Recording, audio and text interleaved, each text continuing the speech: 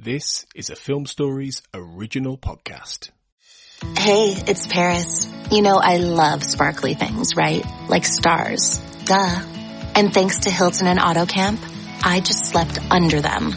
Picture me, serving looks by the fire outside my luxurious Airstream, making s'mores with the kids, while a national park is our backdrop. The great outdoors meets Hilton hospitality. That's hot. Explore all the new ways to stay at Hilton.com. Hilton for the stay.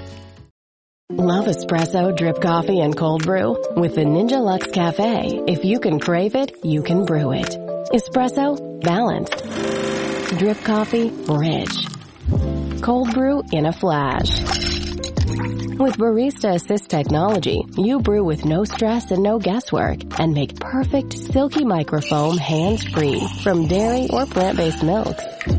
Shop the Ninja Luxe Cafe at ninjakitchen.com.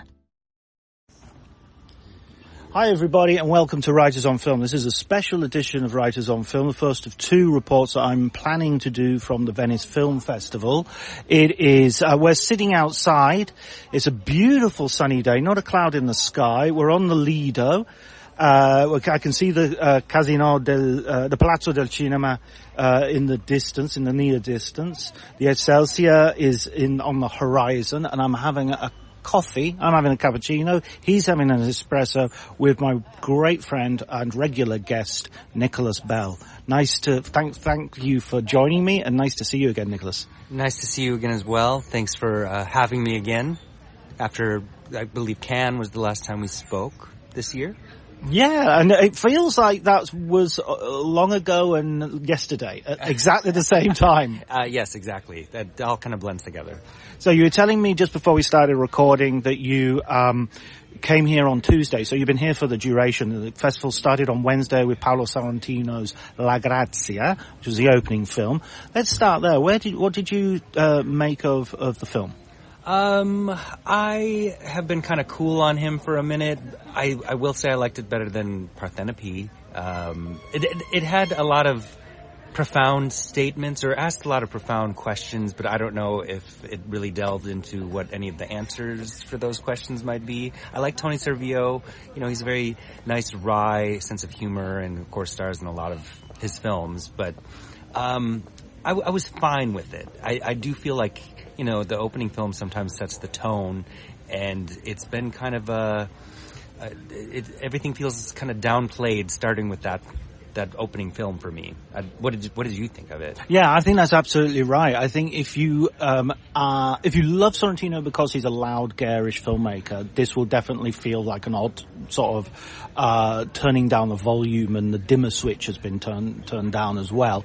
If, like me, and I think you, Nick, you feel there's his excesses can become what's the word for it, too indulgent, then actually the sobriety of this film is kind of interesting. To give you some context, the film tells the story of the last days in a president of Italy, and this is also to give you some context in terms of the what a president in Italy does. So there's basically a prime minister who has the political power, who wins the elections, who heads the parties, and there is a president who is much more like a head of state, greets other heads of states, signs off on laws, has certain ceremonial functions, but not a great deal of power, except in the sense of like solving government crises, which because Italy has historically been an unstable democracy which cycles through governments on a fairly regular basis, has actually quite a significant amount of power in that sense. Tony Servillo is a president called Mariano. He's in the end, so he's a lame duck, if you like. But he does have three important decisions to make. One is about a law on euthanasia, which he's about to sign or not sign and leave for the next president to deal with. There are two pardons, La Grazia, of the title. One for a woman who's murdered her husband while he was asleep because he was abusive, and the other for a professor who killed his wife, who was a sufferer of Alzheimer's. and so connects a little bit to the euthanasia law. In between this, he's also dealing with the relationship with his daughter, who has to some extent sacrificed her own life in order to facilitate his career, and his close friends, and also he's grieving his wife, who has died prior to the film beginning, and he is sort of lost in dreams of her. Some beautifully photographed shots of her from his memories. But this grief is tinged by a little drop of poison, because he knows that she betrayed him and committed adultery, and it's something that he can't get over.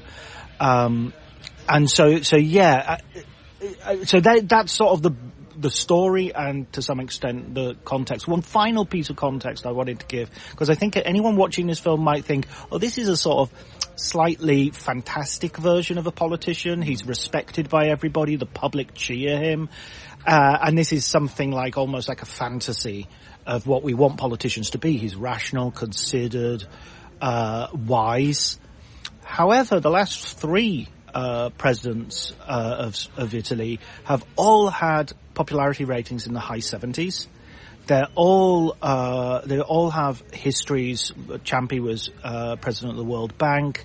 Giorgio Napolitano was a former communist, and Ciampi was a partisan as well. So Mattarella, the current incumbent's brother, was killed by the mafia. So you have this, massive respect for these characters. So in that sense, Servillo plays Mariano, and Mariano is not a sort of a wish fulfillment figure.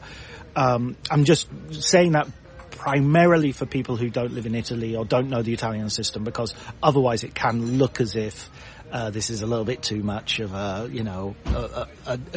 ideal version. Like a fantasy. And I think Sorrentino is a victim of his own excess a lot. Sometimes it seems tawdry, like Laurel, for instance.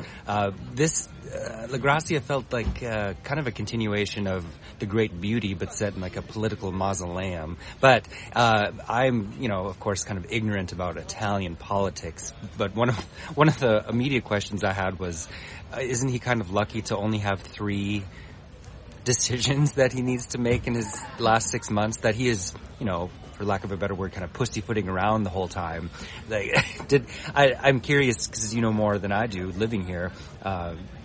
Does it seem like he didn't have enough to do? Yeah, I mean, there is a sense that he's winding down, and he keeps having sort of a meeting with his sort of chief of staff almost, who keeps going, okay, you have the interview with Vogue about fashions, you have a meeting with the Pope, which I think is one of the sort of standout scenes. That's one of the most Sorrentino scenes. I won't spoil it for you, but it has sort of we have Sorrentino as well as the sort of creator of the television show, the new Pope and the young Pope. I kind of felt that was quite realistic, the fact that he wouldn't have, and I think it is meant to be his last week rather than his last sort of 6 months. So I think it wouldn't, we also see him sort of greet the Portuguese equivalent, and that again is another opportunity for Sorrentino to do one of his sort of stylish set pieces, and at that point I was sort of wincing, because I thought, okay, here we go. Yeah. And it didn't, that was the only bit that was actually could have been a little bit shorter and could have been a little bit. That's true. And I probably was a little annoyed at speaking of the Vogue editor, who's this beautiful, much younger woman, who kind of aggressively throws herself at him, and that's meant to... no, that's the Lithuanian Prime Minister who's going out. And he's talking to the Vogue editor on the phone when he sees her again. Yeah, but when they first have the meeting and she... No, that's a Lithuanian... Oh, yeah, see, then I was totally confused, but I thought that she was the Vogue editor that was trying to get with him. Yeah, no, but that wasn't... Yeah, I agree with you. Right. Yeah, because he sees her walking again as well, but but that woman is aggressive with him and kind of intimating that they're coming to the end of their terms, and she's free to explore something. I think she asked him to show her around Rome because she hasn't done it properly, and it's like she asked him for the Grande Bellezza. Right. She says, "Could you be Jep?" And, basically. So, you know, that felt very, like, Sorrentino can't really help himself inserting that kind of element that made December Romance that kind of proliferates all his films. I did really like the supporting character. Is her name Coco? His best friend. Yeah, let's just call her Coco. It's like Coco V something. Yeah. I can't remember. She kind of takes her little scenes by hurricane, but very entertaining. Yeah, I think she injected some well-needed life and some well-needed humor. Yes. I mean, the film doesn't have that sort of, it doesn't have the same sort of jokiness of some of his films, and I think that, like, one of the things that he does very well in, say, La Grande Bellezza is that opening party, where the music's pumping and everything's going, and it feels like the film is just running on cocaine. Basically, yeah. Uh-huh. Allegedly, a little bit of, you know, some uppers. And then, you know, I did find some of it, you know, gets to be sentimental, and I didn't love the whole, because he's secretly into rap music. You know, I don't know how well I think that ultimately works, but clearly there were other people in the audience that were really responding to that. Famous Italian rap star being given the Medal of Honor for, you know, it's a presidential Medal of Honor. That did, you know, nothing for me, but, you know, it's amusing. It's light. Yeah, exactly. And I mean, I think if you put this film beside Il Divo as a sort of unofficial sequel. Sure, yeah. The one thing that I would take away from it, which I think is overwhelmingly positive, is the sense that we're not living in a world where we can allow ourselves cynicism anymore. Because everything that's wrong in the world is out there in the open, so we don't need to be cynical about things and people being hypocritical, because they're not hypocritical anymore, they're just assholes. Yeah, that's the age of the asshole. That's what we're living in. So to have a political figure in a film actually say, you know, bureaucracy is a good thing. Bureaucracy helps us to slow things down and have considered, calm thought. That sort of small c conservatism, I would have thought when I was a kid, I would have been an obnoxious, you know, opponent of, and now I look at it and think that's the most subversive, revolutionary idea, you know, slowing stuff down and actually thinking. Right, yes, not reacting to the whatever is the popular opinion of the time in a rash judgment. Yeah, it lays that out in a way that makes perfect sense, actually. Yeah. So a good opening, solid opening for you? Yeah. Solid, but not like spectacular. No, not because what was last year? Last year was Beetlejuice. That's right. Okay, yeah, that was much more Hollywood, and that was coming off the year before where the strikes interrupted challengers from opening. So I think, yeah, this was a nice. It was a nice opening bid from a major Italian filmmaker. That's a well put, I think. Another major Italian filmmaker, of course, was Luca Guadagnino, who you just referred to in terms of the challengers. I'm not sure if we're on the same page with challengers or not. You were a fan? I was a fan. Yes, you were not. I was not. That's okay. I've talked to many people that didn't like it, but of course it wasn't in Venice, so I saw it whenever that came out that year.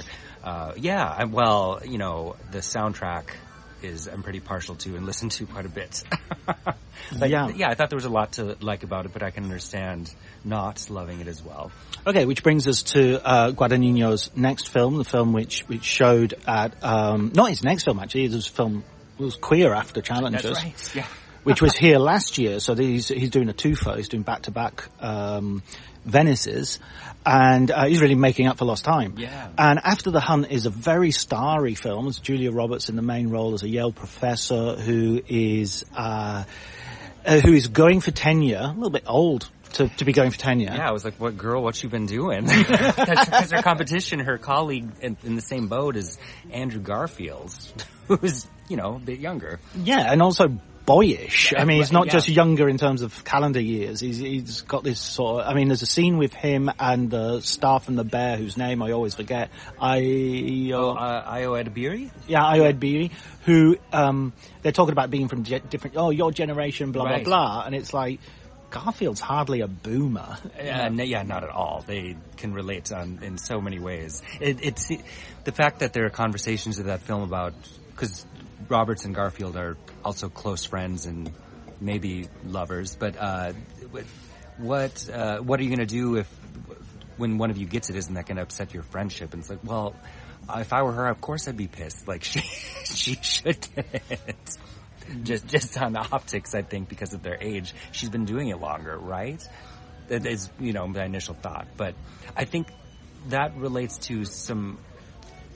The film feels imbalanced in a lot of ways, in that element being one of them, I thought. Yeah, I mean, the drama as a whole sort of lays itself out as a kind of... There's partly a character study of the Julia Roberts character, which I think is its most successful element. Yes, she's really strong and, certain, as I say, irrealities aside, it works. She's plagued by some sort of mysterious illness. She's plagued by obvious addiction issues. She has something in her past, a secret, which is discovered at a certain point by another character. I don't want to spoil too much, but the main crux of the argument is there is a accusation of sexual assault against Andrew Garfield by Ibiri's character.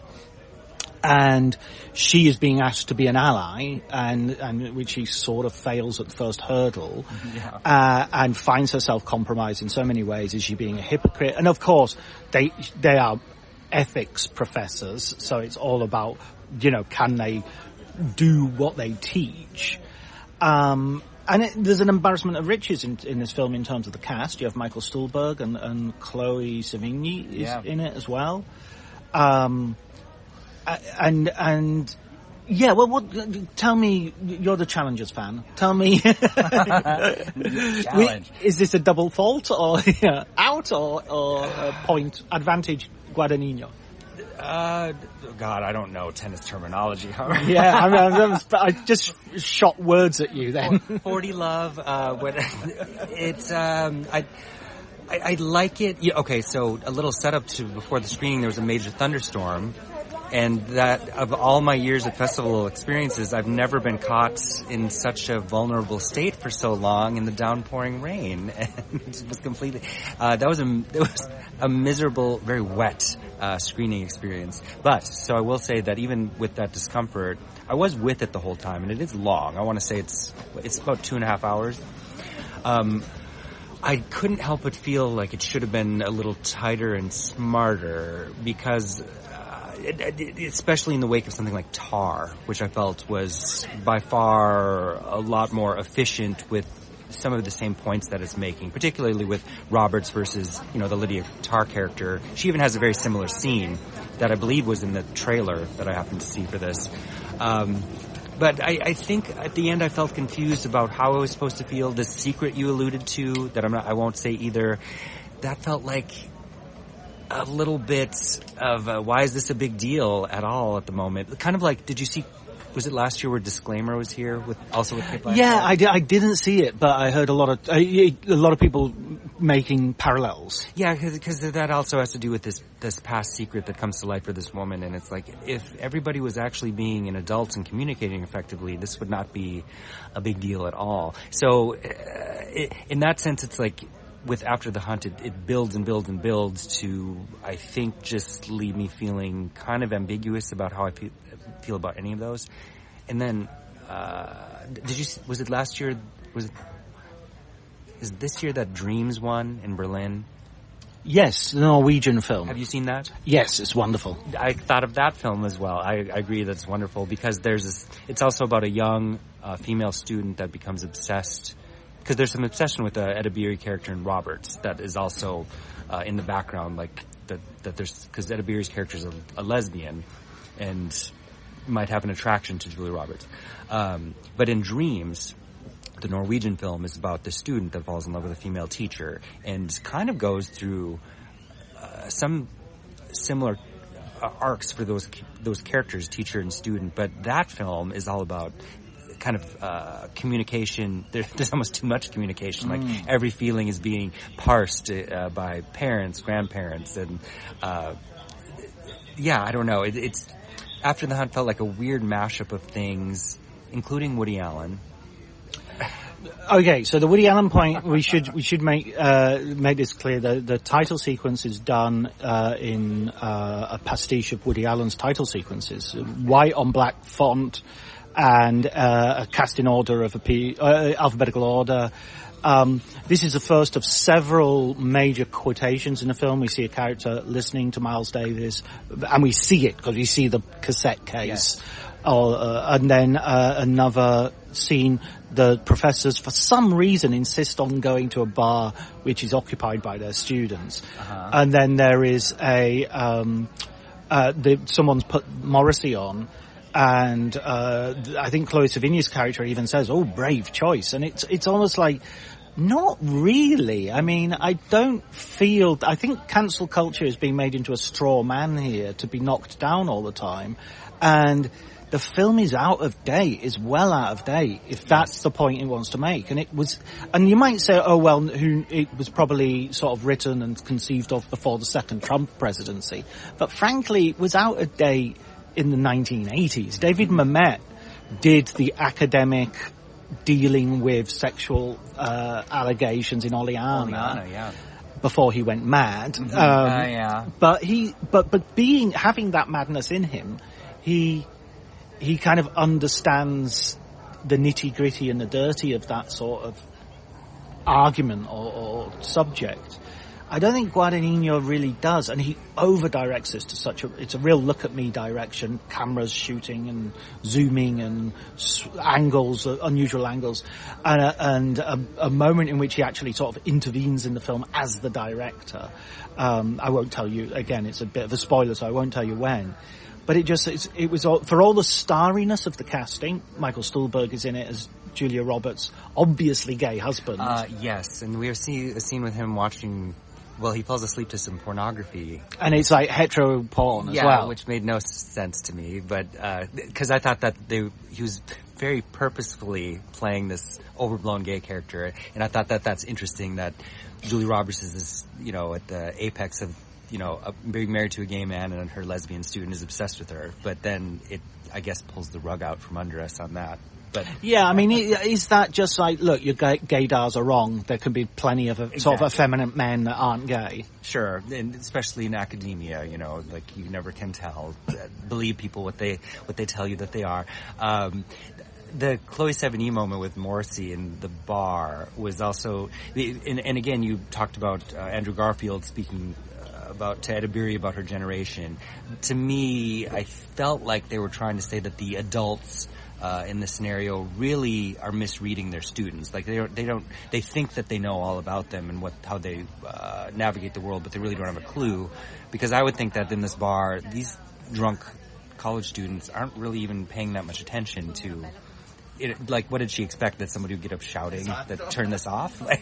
Yeah, no, absolutely. They're kind of drunk, they have to shift the drunkard out of he doesn't even know who Morrissey is. Well, that's too. You're expecting a lot that they would know that cultural reference when I don't know. That I don't think that they would know that automatically. Yeah, there was something else there that you said that's interesting as well. Is that I actually think that isn't Guadagnino in that? I mean, isn't he, as a director making this film, sort of also not seeing the cultural moment? He's too much of that camp. So I'll give you an example. Julia Roberts has a big scene which is kind of supposed to be a showstopper speech, where she dresses down a student and goes on about fucking trigger warnings. And I just thought, wow, such a cliche. We've done that. Surely we've done that. Is that really and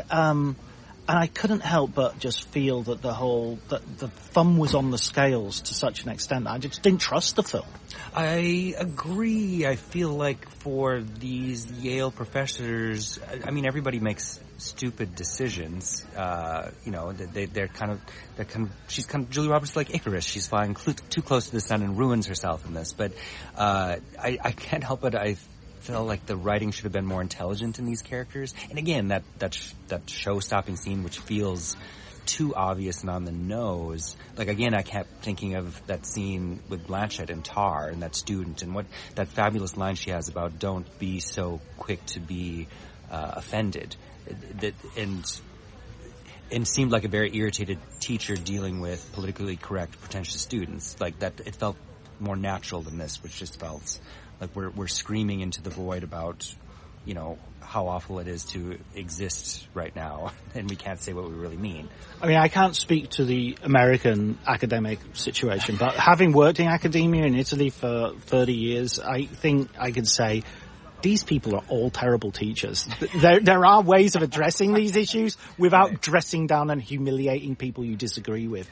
You're kind of bullying people. Well, exactly, especially in a world where everybody's recording everything. It just doesn't seem...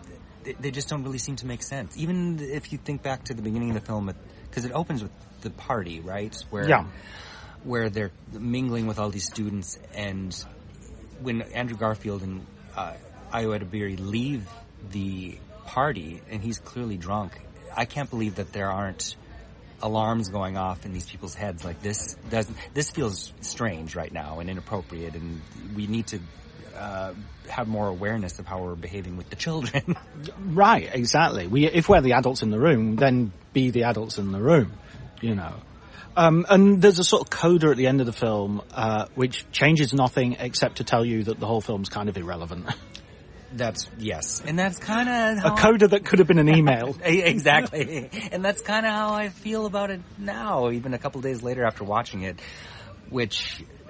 I think I happened to catch a clip of Julia Roberts at the press conference saying they want people to have a conversation. And this certainly does that. But, and then I think I read somebody said it much better than I on Letterboxd. It was kind of like a lobotomized version of Tar. Yeah, well, that's a little bit... That's harsh. That's harsh, but not entirely without, reason. Yeah, I think it just should have felt a little smarter. Even the confrontation with where Julie Roberts. I don't want to give away much, but the adults kind of ruin themselves by the choices they make, and because of that, she feels emboldened to confront Edebiri in a public scene, who also has a trans partner. I was going to ask about that. I mean, if it wasn't Guadagnino, wouldn't that just be this kind of transphobic, this depiction?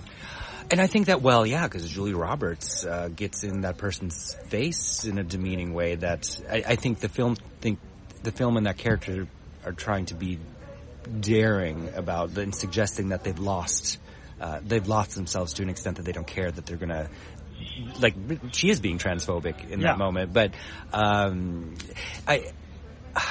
don't know that I think that it reads that way, except that character is used merely to make a point.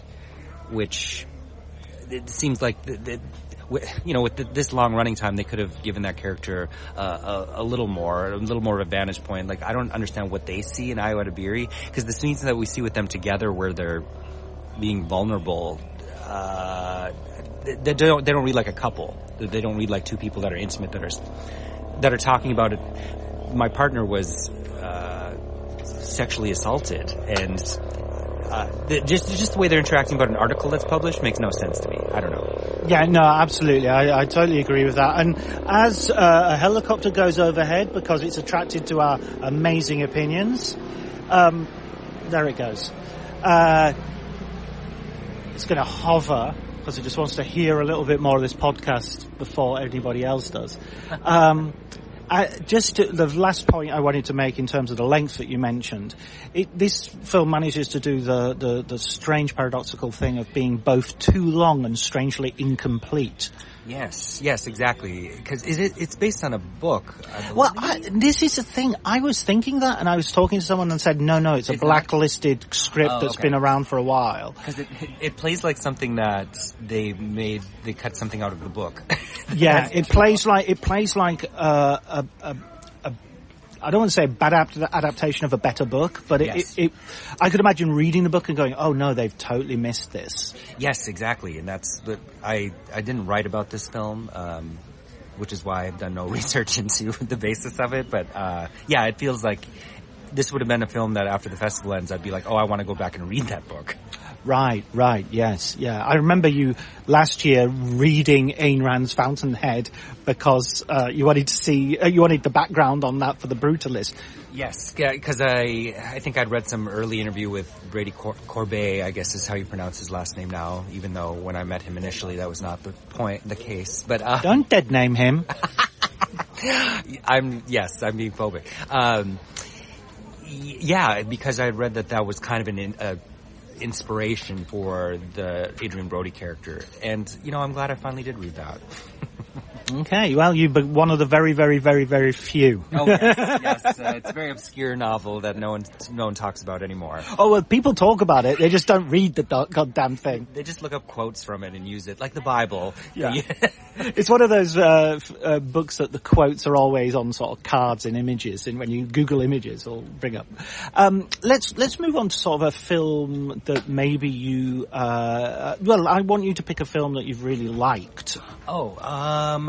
Well, two that I really liked. Well, the easier one to talk about is probably Park Chan-wook, No Other Choice, because I read the Westlake novel, which I really liked. I like Westlake anyway. And watched the Costa Gavras adaptation, which is hard to track down, strangely. Oh, you do your homework, man. I'm absolutely in awe of you.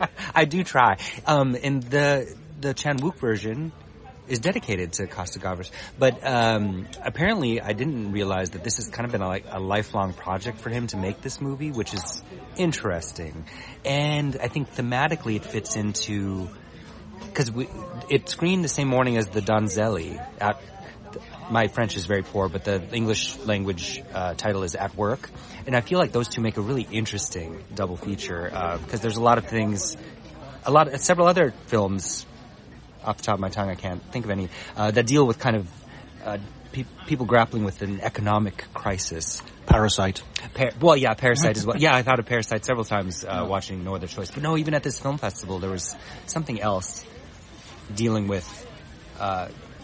I guess you could throw After the Hunt in there, too. Anyway, I really liked No Other Choice. I thought it was very elegant. I thought that it made some nice condensed choices in relation to the novel, but also sticks really similarly to what was published in 1997, obviously updating it to Korea and 2025, but it seems more relevant than ever what's going on in the film. Yeah, so this is a film which is a heightened cinematic experience. I mean, you're not from the very beginning. You're almost in a Blue Velvet world of white picket fences and flowers against blue skies. There's a company man who works in a paper business, high quality paper, and he's having a barbecue with his family. They have 2 dogs. The daughter is practicing her cello playing, and he takes a moment to say everything's wonderful and nothing could possibly go wrong. And that's how the film sort of opens. And he's even, he's like Job, sort of shouting at God, thank you, God, I'm fine, And autumn is coming. Yes, fall is coming for sure for this family, and it comes swiftly. In the shape of a redundancy, which then obviously, the thing is, it's a redundancy. It's not like he's out of work. He's just out of work at the thing he wants to do, because he can get work in low-paying sort of supermarket packing jobs and stuff like that, but he doesn't want to do them. I mean, he's a skilled worker, he's a manager, he's a middle class, and the financial recompense is not enough to make the mortgage payments on his home, which is his childhood home that he has. That is revealed later. There's a very particular reason why he wants to keep the house, and so on it goes. And he decides to concoct a murderous plot which will create a vacancy, which he can then pursue. But then, following it to the murderous logic of his thinking, he ought to also, while he's killing people, kill the 2 top candidates and clear the field for him. It's a very funny film. Yes, very funny. Surprisingly you laugh a lot. But and actually that is what Park Chan-wook I think is bringing to it, that the previous film adaptation and the novel don't have. They're very stark. So yeah, you are laughing a lot. And one of the best scenes is when he's confronted with his victim's wife, which in the novel, that character is murdered as well. But she plays really well into the finale, I thought.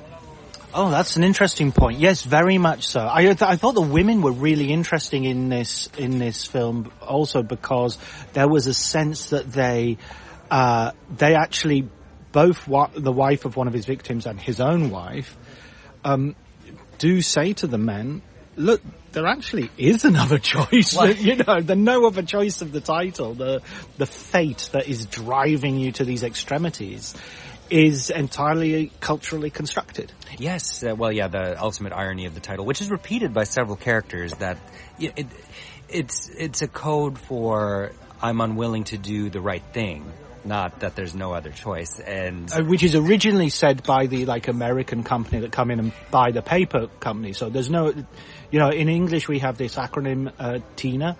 There is no alternative, which is exactly the same thing. And it was used by the Margaret Thatcher government to run through a whole series of heinous cuts to social services. There's always no other alternative when it comes to taking money out of poor people.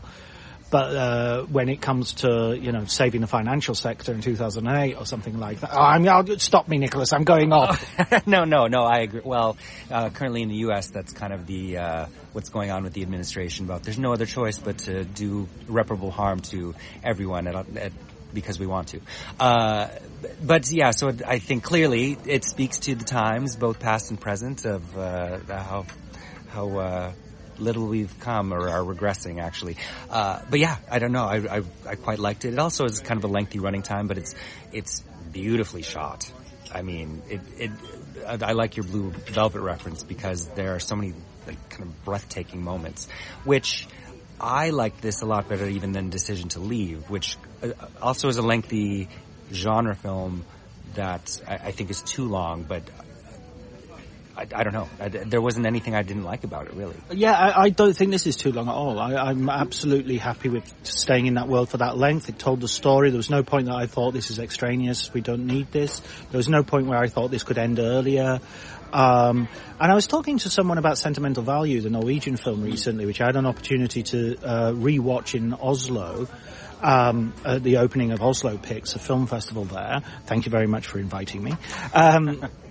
And I was talking to a Norwegian director, and somebody had mentioned, this film's a bit too long, it could have been a bit tighter. And he said, no, if you'd cut things out, it would have actually seemed longer. And I thought, that's a really good point. And we need to counter...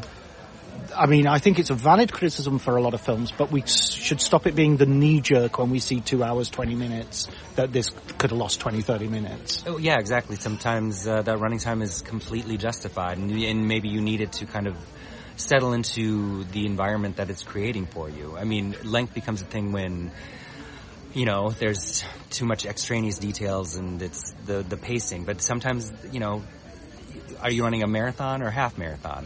That's what the film is, and that, I guess, No Other Choice is more of a marathon. But back to your point about the women, I think that is what Park Chan-wook really enhances, because the wife has a lot more to do and is added into the ethical dilemma in a way that her previous iterations have not. And I think it also, you become complicit by not saying things too, right? Right, and to some degree, the daughter, I think, is an excellent example of that because she just repeats what other people say. So she is, in some ways, a sort of chorus, like Greek chorus to the situation. And then you have, and she's also the musician. Yeah. And she's doing something that I'm not going to spoil it, but she's doing something which sort of seems like a obsessive activity, and then it turns out makes perfect sense. Yes. And the film's full of those beautiful, beautiful details and touches, and all the way through there are these little notes of absolute grace and craft, which I just found fascinating. Oh yeah, there's a thing with snakes that's going on in there. But the daughter even too, because it's this picture perfect family, but come to find this daughter has a major issue. She doesn't speak. Like, that's kind of something to work on. But she's a prodigy at the cello, and they have no other choice but to it's the only way she can live independently is if she's a success with playing this instrument. So it's like they're killing themselves and other people to afford this teacher for the daughter, but it's like, you might need to figure something else out for this kid. Plus, she's a genius, so there's kind of time for that. She's growing, and you might not need her to be being taught from such an early age. Like right this second, it's not like ballet where there's such a short shelf life for her body to be doing this. It's like, yeah, you guys can figure it out. I don't know. Wonderful. And there is a fight scene in this with music, and a comedic fight scene. Yes. Which just goes on and on. It's very, very funny and very darkly fun. I think this is one of his masterpieces. I think this is up there with the Vengeance trilogy. It's darker. I mean, it's not as dark as Old Boy and things like that. It's not as, but at the same time, I think it's a step up from Decision to Leave. Yeah, for sure. And it's not as stark as the Vengeance trilogy, but the implications at the end are. I don't know. I loved it. Yeah, absolutely. I think it's a masterpiece of the festival thus far. So, and now that we're talking, my other favorite film actually has ties to Korean cinema as well, because the other film I really liked was Begonia, which is a remake of the 2003 Korean film Save the Green Planet. Well, let's talk about that. I'm ditto with you on that. These are my two favourite films of the festival. Perfect. There's a reason we're speaking, right? Challenges aside, that was a blip. Don't hold that against me. But no, and I still love that film. But Begonia, because I was very cool on Kinds of Kindness, so I think I was going into Begonia with maybe low expectations, and I have to say, also really dark and really funny. So what we have with Begonia is a story of, again, it's Emma Stone, Yorgos Lanthimos collaboration, which is becoming the new De Niro Scorsese partnership of director and actor. Jesse Plemons returns, who was in Kind of Kindness as well. And he is a conspiracy theorist who, along with his cousin, who seems to have learning difficulties, have kidnapped a CEO of a powerful company, which has been responsible for a family tragedy, and they are using they believe that she is an alien, essentially, this is again, dark and funny. That's Park Chan-wook all over, and it is Lanthimos all over also. Oh yeah, I think Emma Stone is kind of brilliant in it. I loved it, and I loved how it looked. Maybe I was getting this more with the poster art. It's kind of got there's a countdown to this lunar eclipse as part of the plot, but even the font in there was giving me a Soviet era sci-fi cinema. I don't know, I liked all the elements going on behind it, but Plemons how do you want to phrase it? Has lost so much weight, it was giving me Christian Bale and Machinist vibes. Oh, right. Yeah, he looks remarkably unattractive in this, in a way which is kind of not actory unattractive. It's kind of like he's really sort of going for the grime and ordinariness. There was, again, to connect it to the No Other Choice, there was a Lynchness to the violence in this and the nastiness. I mean, I think we've gentrified David Lynch a little bit with our YouTube clips and our memes and whatnot. Lynch essentially is a kind of nasty filmmaker. There's a nastiness to him in his view of the world, which we don't need to, smooth the edges of. I think Lanthimos in that is somewhat of an heir of that. And there's a particular scene comes around near the end, so I won't say it, but when you see this, I think you will go, oh, that's Wild at Heart. Oh yeah. Mm-hmm. With the, but like Lynch, I think Lanthimos knows when to use that violence as well. So it has the effect that's desired. That you have that reaction. And there's a torture scene. I watch a lot of film. There's a whole subgenre of torture porn cinema. That had the effect that I think it needed to. Like, it was disturbing to watch, and to witness. There's some kind of almost drive-by weirdness and nastiness as a sort of side character who's a cop who has a history as a babysitter for the Plemons character, and you're never quite sure, it's never quite explicit what went on, but as the film goes on, you realise that this is more and more serious, and you have to flip your liking of and sympathies from one character to the other. Yeah, that is really interesting, because I think it's intimated that this babysitter, who's now this portly police officer, is trying to make reparations for maybe molesting the Plemons character as a child, is what I was interpreting. The more details we find, because every time he sees him, he brings it up. And then Alicia Silverstone is his mother, and the flashbacks we get of her are also quite disturbing. Yes, but there's that kind of obligatory moment where the cop shows up where something's happening and he might save the day, but it's like, well, yeah, he's not really a good person either. Yeah, the cop in Misery and, Chef Halloran in The Shining and plenty of other examples for that. I agree with you about how it looks as well. It's the British cinematographer, Robbie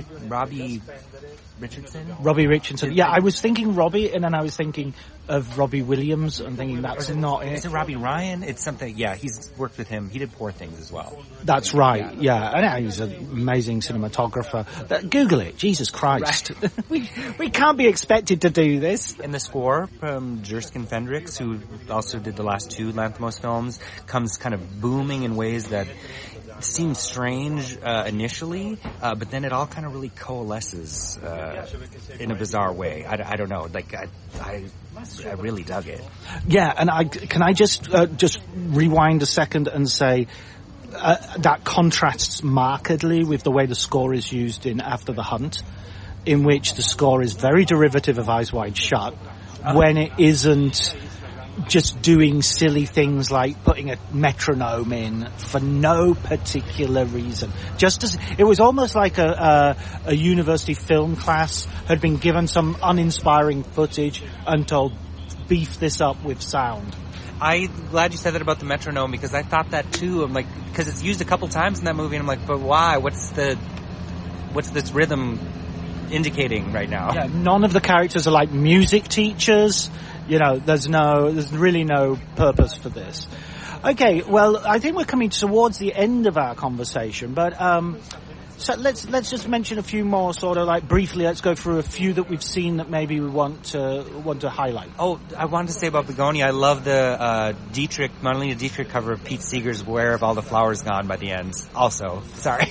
We should do a playlist of songs that we listen to at Venice Film Festival. Yes, and it ends perfectly with the montage that's going on. Love it, love it, love it. Yeah, that's an absolute, and yes, there is a montage at the end. Again, no spoilers, but which could be taken out and used as a separate film and would work perfectly. I love that montage. Yeah. And I at some point I'll talk about it maybe in a spoiler episode, because it relates to a film project I'm working on at the moment, which is really, really fascinating. It's really, yeah. There's you'll hear about it. Okay, yeah, no, I want to hear more. Yeah. Okay, right. So let's sort of do a quick fire round of films that you. Oh God, what did we just saw? Smashing Machine. We've just saw Smashing Machine. That's it. Let's start with that. That was. I think I was surprised at how slight it felt. Even though I liked the two lead performances enough, but I think I came to the end of the film. There's very much a point to the film and from Safdie that he's trying to make about. Is there?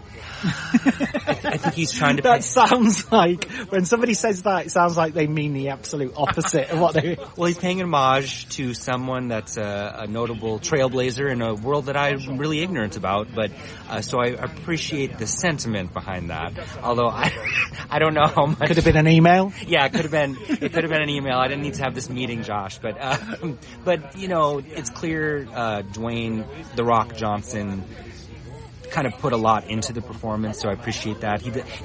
I felt myself mostly fascinated by how different he looks with the prosthetics, looking like this person, Mark Kerr. So yeah, I think it's one of those films that's probably going to have a strong Oscar campaign.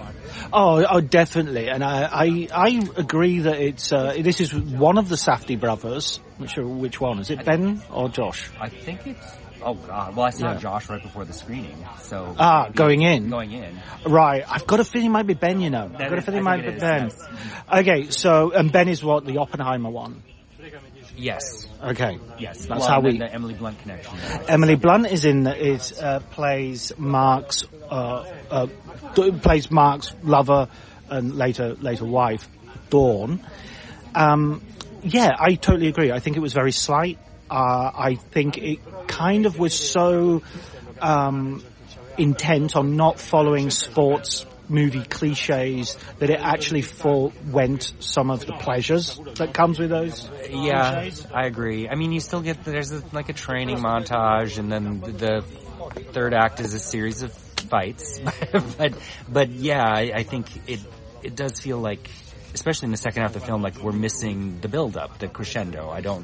Because he's got an opioid addiction issue, and I feel like it plays it safe around all of those things. Like, because we see him going to rehab, and then the next shot is him leaving rehab, kind of like I don't know what work he's done. Yeah, and you don't know how is it going to stick? I was actually kind of unsure. There was a moment where he's drinking a bottle, and I'm like, is he back on booze now, or is that a non-alcoholic thing because he's still got a sponsor, or is he only off the opioids and he's okay with booze? The film wasn't giving me that much context. Yeah, same with the context of a very toxic, maybe codependent relationship with Dawn, because they seemed like people that hadn't been together very long, and I kept wondering, like, how long have these people been together? How long have they dealt with this issue that they're dealing? Like, she knows, she confronts him about his drug issues, but I don't know. Like, it's missing something to tie it together nicely. It's kind of the flatness of the narrative, because like when she turns up towards the very beginning, she turns up before a tournament in Japan, right at the very beginning of the film, his sort of trainer and best friend, who really is actually probably more the second lead than Emily Blunt is. Yes. He sort of, there's a coldness to their relationship, and it almost made me think, is there some history? Is he an ex or something? And it's never addressed, and it never changes, that relationship. It just stays flat. No, and there's so much in the film that doesn't have any arcs. They're all because that character's name is Mark Coleman. Yeah, it just seemed like he thinks Don's toxic, and the trainer too. Like they're like, is it a good idea that you go alone with her before the tournament? But nobody's telling him. There's no confrontation. No, like this woman is bad for you, and I kept second guessing because she seems reasonable until a point where she doesn't. And then it's like, she's the problem. But the film is kind of I don't know why it's dancing around it. Like she seemed. I mean, I thought the film either there's two possibilities. Either the film did her total justice and she's a bit of a nag, right. or the film did her an injustice and didn't really give her any interiority or any really, But her sort of like, sober people are so boring. They make it all about themselves. Right. It just felt incredible that like she's about to go away for a fight which is worth $200,000, and she's like, why can't you be more fun? Why can't you just relax and be more fun? And why can't I come? Yeah, exactly. She's sabotaging him, and they do show the ups and downs in that. And having been in a relationship for 17 years myself, like some of that felt realistic, and then some of it didn't. Where I don't understand what her prerogative is and why, because that is a very real issue. Like if there's a substance abuse, I don't have experience with that, but if one of you is sober and the other one is still going out and drinking, that does cause a problem that you need to deal with. That these two clearly aren't. Brilliant film recommendation, not a brilliant film recommendation, a recommendation of a brilliant film, Smashed, with Mary Elizabeth Winstead and Jesse from Breaking Bad. That's the character's name. Yeah. I was going to say Jesse Plemons. Aaron Paul. Aaron Paul. Yeah, exactly. Yeah. I remember that. That's like a decade old. Yes. Yeah, but the director of The Spectacular Now, whose name... Ponsol's? Yeah, exactly. Well done, James Ponsel. Who seems to be his issue. Seems to be alcohol is like his thing he comes back to in really interesting ways and really non-judgmental ways. Is a great great underrated director, in my opinion. I agree, yeah. Okay, who else? What did you think of... I keep wanting to say Jay Ellis, but it's Jay Kelly. What did you think? Okay, this is possibly one of my harshest letdowns. It's meant to be a Hollywood... This is George Clooney playing himself, and it's Ocean 12's it in terms of the playing itself element. He even has a sizzle reel at the end, which is all George Clooney films, including The Thin Red Line, and including many much better films. Oh, yes. It's shot like a Rolex advert, and I wasn't sure if that was satirical, because, or Nespresso advert at times. And, it feels like the sad decline of a really great talent, because I think it's unctuous, and that's a good word for it's meant to be some sort of satire, but I've had more satirical hand jobs. It certainly made me want a hand job more than watching that film. I did not like it, to say the least. I think it was a letdown, and because I liked Baumbach, especially up to maybe through Margot at the Wedding, and then I don't know what Greta Gerwig did to him, or that divorce from Jennifer Jason Leigh, but I really didn't like it. I think it has some of the worst sequences he's ever filmed, including the sequence on a train that I absolutely loathed. I hated it. That scene was like the film within the film for a Hollywood satire. Exactly. Lars Eidinger shows up, who is in White Noise. I felt like a title for this should have been White Noise. Because I couldn't hear what he was trying to say. Lars Eidinger has this... He's on this train that George Clooney's on, this famous actor, and of course people are responding to this famous actor on the train, and this is a character, a German bike rider that is suddenly stopped taking his medication, and when he does that, he steals somebody's purse, and George Clooney has to intervene. I hated that. I hated every second of that. Yeah. And the supporting characters, I think Adam Sandler's well cast and has some moments that could be good, but nothing means anything. And there's all these incredibly notable people that have really nothing to do. Like, nothing to do. Patrick Wilson. Isn't Isla Fisher pops up as his wife? I hated that scene. Emily Mortimer. Yeah, she has nothing to do. She gives Macron a haircut. Yeah. That's a thing that's mentioned. And she writes the film. Her and Baumbach scripted the film. That's right. Yeah, no, not... only maybe Laura Dern had a couple moments where I was like, oh, this feels like some energy I can tap into that I like. But then they give her this hackneyed past romance with Adam Sandler. Yeah, no. Yes and no and no. Absolutely no. Adam Sandler, I agree, was probably the best performance but his fingertips were so obviously touching the Academy Award envelope that it just felt manipulative. It's just poor. I mean, this is Netflix, right? Yes. Mm-hmm. It felt like the worst kind of Netflix. It felt like this is what Netflix does to good filmmakers. Yeah, exactly. You know? Well, so we probably should talk about the other Netflix film. Let's. Frankenstein. What did you think?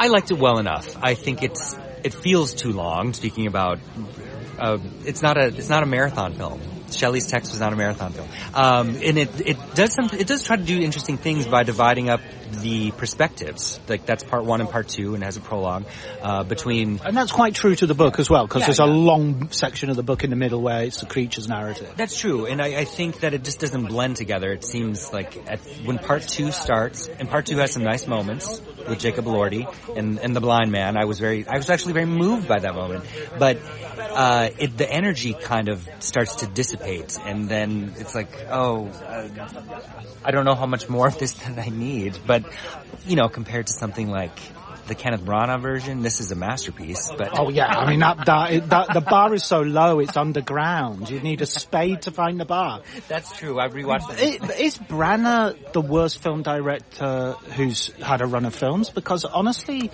Belfast. Yeah, I don't understand how the Academy loved that so much. It looked nice, but I disagree. You didn't even think it looked nice? Well, I didn't mind looking at it. It was a film that was obviously shot inside. That's true too, but it has I didn't. That was the best thing about it to me, though, and I didn't love it at all. But yeah, he's. It's been a while since he's done something. Probably in the 80s. Yeah. Much Ado About Nothing or Henry V. Much Ado was. Yeah, that was. I remember liking that. But yeah, Cinderella, the Agatha Christie films. Anyway, if you remember his Mary Shelley's Frankenstein, he's shirtless and he has abs in that, and that seemed like. That's what he was all about. Yeah, no, that's true. That was the whole raison d'etre for that film. And he had De Niro in that film and still couldn't make it interesting. Terrible. So compared to those things, to me this is probably the best thing since the James Whale, really, as far as the lineage of Frankenstein. I mean, it's interesting that Frankenstein just hasn't had the cinematic iterations that Dracula has, for instance, where, you can go even the comedy versions with Young Frankenstein. No, wait a second, of course, Young Frankenstein. That's actually, Young Frankenstein, Boris Karloff, this. I mean, that's basically what you've got, right? Yeah, that's worth watching. Whereas Dracula, we've got, the Bram Stoker Dracula, we've got Nosferatu, we've got 3 Nosferatus. The Todd Browning original. Bela Lugosi. Yeah. So, it's, and there's even sort of versions that were turned up in the 80s that were Frank Lanalia did a... Oh, yeah. Did a version that was quite good. Christopher Lee in Hammer. Lee, the Hammer films. Mm-hmm. Yeah. So it's a little... I know there's a Hammer Frankenstein as well, but I don't think it really took hold as much as, say, Christopher Lee's did. Oh, yeah, no, not at all. But, so I like some of the choices that Del Toro is making. I think Elordi was giving me, because it also has a lot of narration, because it's both characters telling Lars Mikkelsen their story, the ship captain, and he was giving me, the voice work was giving me Brad Pitt as Louis in Interview with the Vampire, but if he looked like he came out of Wes Craven's People Under the Stairs. That was got you. Yeah. Well, funnily enough, as an Englishman, I asked the question at the press conference about performance of Frankenstein to Elordi and the design to Guillermo del Toro. And it was interesting because del Toro mentioned that he didn't want Frankenstein to be a scientist so much as an artist. Okay. And so he said, I didn't want any stitches because he's an artist, and stitches, he would be good enough at the stitches to hide them. Interesting. Yeah. And the other thing he said that I mentioned was, is there some Yorkshire in there? Because I could hear a Yorkshire accent. And they were like, oh, we're so glad you caught that. He speaks in a Yorkshire accent at the very beginning when he starts speaking, because he's learning English from David Bradley, the actor who plays the blind man, who most will know from the Harry Potter series, where he is the sort of caretaker, and he's Yorkshire. So he's learning the pronunciation from a Yorkshireman. So we did have him speaking a Yorkshire accent for the first part of the movie, and then when you see him as an older monster, I also love the fact that in the film, he kind of more or less says, look, call me Frankenstein or the creature, either's fine. Right. Well, I was almost going to say, because his first word that he says, much to the chagrin of Oscar Isaac, is Victor over and over again. Victor Jr. The devil's in the details in a lot of ways, though, because this is set 40 years after Shelley's original text, and you get references to Milton, which is from the book, and he has the creature reciting Ozymandias, which was written by her husband. So I liked all those little details. He's a very intellectual filmmaker, Guillermo, much more so than, say, Tim Burton, who sort of tends to paddle in the same pool, let's say, fantasy and dark gothic imagination. One sort of, it's not a bum note or anything, but I felt Mia Goth was kind of underserved. I didn't really understand what the heck she was doing in the film. I thought they should be a little more perverse with her, because she clearly has the hots for the creature.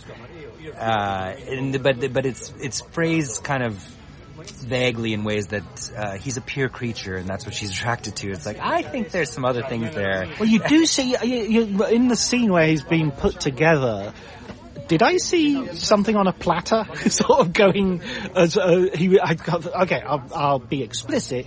I think there was a big cock. That you saw a large phallus? Yes. I guess how did I miss that? Nick, you've been reading The Fountainhead too much. You need to spend more time. I've anesthetized my mind. Wow. Well, yeah, that could be, because when she first sees him, she's attracted to him physically. But I just find it funny that Del Toro didn't kind of push that a little further, because she does seem underserved. For a film so long, it would be nice. Again, it's a little bit that problem. And one of the big things that I think is a sort of a big decision, and perhaps will be a divisive decision, is turning the Frankenstein creature into a superhero, because he's kind of like Wolverine. He kind of heals, and that has the benefit of giving him action scenes. Yes, but also the downside of making him less Frankenstein's creature.